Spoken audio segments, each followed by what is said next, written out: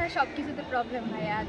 So সব জায়গাতে আমি পরিবর্তন চাই, লাইক পলিটিক্যাল সাইড হোক, রাষ্ট্রীয় মানে অবকাঠামোর যে উন্নয়নটা সেটাও আরও বেটার করা উচিত। যে মানে নেইবার কান্ট্রিগুলোর সাথে সম্পর্ক সেটাকেও বিভিন্নভাবে ডেভেলপ করা যায়। আমার মনে হয় যে এই জিনিসগুলো আরও যে স্টুডেন্টের যে ব্যাপারগুলো, যেটা মানে শিক্ষার্থীদের জন্য সরকার থেকে কি বলে একটা বাজেট আসে, ওই বাজেটটাকে যদি ভালোভাবে ইনভেস্ট করা হয়, বাজেটটাকে ঠিকভাবে কাজে লাগানো উচিত, যেটা মনে হয় করে না। লাইক আমার ভার্সিটিতে আমি এটা জানি না, হয়তো আমি যতটুকু মনে করি যে আমার মানে খুব একটা যে কাজ করা হয় ওই বাজেটটা পুরোপুরি, ওইটা আমার মনে হয় না। এখান থেকে কিছু অবশ্যই হচ্ছে অথরিটির কাছে যায়, যে জিনিসটা আমি চাই পুরোটা হচ্ছে কাজ করা হোক। যে আমি যে মানে বাজেটটা আসে ভার্সিটির জন্য, সেই বাজেটটা পুরোপুরি আমার ভার্সিটিতে কাজে লাগানো হোক, আমি এটা চাই।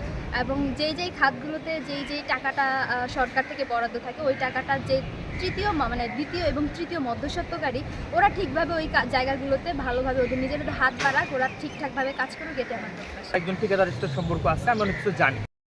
তো একটা রাস্তায় যতটুকু বাজেট দেওয়া দরকার তার 3 গুণ ওরা বাজেট দেওয়ার পরে 1 ভাগ যায় ঠিকাদারের পকেটে, 1 ভাগ যায় সংশ্লিষ্ট খাতে, আরেক ভাগ আমাদের রাস্তায় আসে।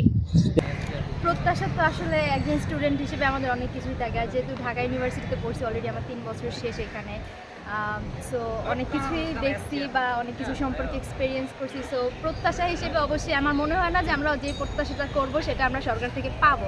তবে পাওয়ার জন্য এক্সপেকটেশন তো থাকবে, একটা হোপ তো থাকবে। আমার যতটুকু মনে হয় যে বাজেট যখন পাস করা হয় তখন আসলে সার্বিক যে বিবেচনাটা সেটা করা হয় না, শুধুমাত্র এরকম কিছু ফ্যাক্টরকে মেইন ফোকাস করা হয়, যেখানে মানে যারা দেখা যায় একটু উচ্চবিত্ত বা আপার ক্লাস বলছি, ওরা ওদের মানে যে স্বার্থটা সেটা হাসিল করতে পারতেছে, কিন্তু যারা একটু প্রলেতারিয়েট টাইপ, ওরা ওদের স্বার্থটা হাসিল করতে পারতেছে না। তো বরাবর এটাই হয়ে আসতেছে এবং সেই ধারাবাহিকতাই চলতেছে। আমি চাই যে এবার একটু চেঞ্জেস আসুক, বাজেটটা ওইভাবে এক একটা খাতে ভালোভাবে ইনভেস্ট করা হোক, যেটাতে মানে ভ্যালিড হবে, লজিক্যাল। যেই এই খাতে ইনভেস্ট বেশি করলে এই খাতে বেটার হবে, এই খাতে ইনভেস্ট একটু কম করা যায়। বাজেটটা আসলে যুব বান্ধব একটা বাজেট হোক, কেননা আমাদের দেশে যতজন যুবক আছে তাদের আসলে ওই রকম ক্যাপাসিটি বা ক্যাপাবিলিটি সরকারের নাই যে তাদেরকে ওইরকম একটা জবের স্পেস দেওয়া বা অন্য অন্য ফ্যাসিলিটিগুলো দেওয়া।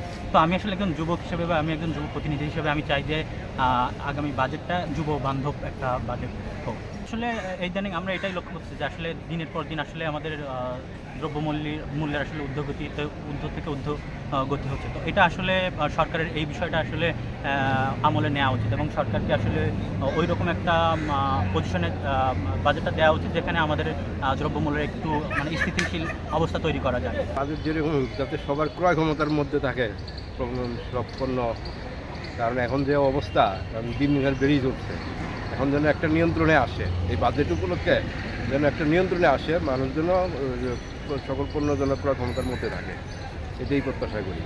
আমাদের লাখ লাখ টাকা বাজেট করে, কিন্তু আমরা এটা শিক্ষাক্ষেত্রে তেমন কোনো প্রভাব আমরা দেখতে পাচ্ছি না। বা নতুন যে কারিকুলাম হয়েছে, যে নতুন কারিকুলাম 7 পড়ছি, তো আমাদের একটা পাঠ্যপুস্তক ছিল, বাট এখন অনুসন্ধানমূলক পাঠ করছে একটাও, আবার মানে 2টা পাঠ করছে, যেটাতে আমরা অ্যাকচুয়ালি তেমন কোনো কিছু পড়াতে পারি না। বা আমিও নিজেও একটা স্টুডেন্ট পড়াই, তো সেখানে আমি দেখতে পাই যে তাকে পড়ানোর মতো আমি কিছু পাচ্ছি না, নতুন যে শিক্ষকরা।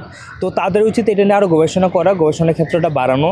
আর বাংলাদেশে বিভিন্ন জায়গা আছে যেখানে বাজেট, যেমন আমরা যদি রাস্তাঘাটের দিকে খেয়াল করি, তাহলে মানে পার্সোনালি আমার